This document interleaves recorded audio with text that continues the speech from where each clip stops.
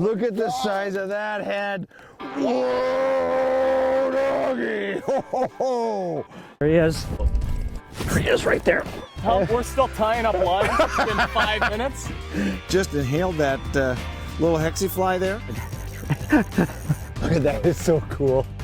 All right, there it is. Good information, we gotta close your ears. Textbook, this is how it is supposed to work. There goes the jig. These are our crappies down here. We're on a 40-foot scale, so really what we've got here is starting at about 24, 25 feet. That's where the school of fish is, and those are definitely crappies. 30 feet of water is the bottom there, and I'm going to stop a couple of, maybe a foot or so above the school right there, just to see who I can pull up. See if the most aggressive ones are going to rise right to the jig. I'm going to jiggle, pause, wait. Got him. Just like that. You just feel a little ka-thunk. You know what? But there's a lot that goes into that. It looks like, wow, it looks like these fish are committing suicide, but you've got to have, you got to have the right jig, you got to have the right plastic. This is a pretty decent one. Here, but let me show you what, but most importantly, yeah, this is a good one here, look at him.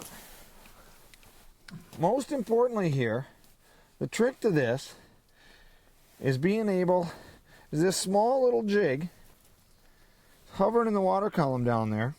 That fish is going to come up and just nip at it. And a lot of times they're hitting that jig as they're coming up. So it's really key to be able to do this. Set that guy right there. Look at this. Fishing line really becomes key. Everybody talks about the, you know, the jigs and the plastics and all this stuff, which is all important and all part of the bite. But the real ticket to this is the direct connection from the tip of this rod all the way down to your jig. And this line being as straight as possible. How do you accomplish that? Well, good fishing line for one, but most importantly, you know what? Braid doesn't have any stretch to it at all, so you're going to be able to feel the best with a braided type line. Monofilament has a lot of elasticity to it. It's great from the fact that if you're fighting a big fish, there's a lot of forgiveness to it, but it also has a lot of memory when it comes to the spool, and it'll coil quite a bit. This line right here, this is called Northland Fluorosilk. And what's cool about Fluorosilk, if you can look at this line here, when I take the pressure off the line, if you look at it, it lies perfectly straight.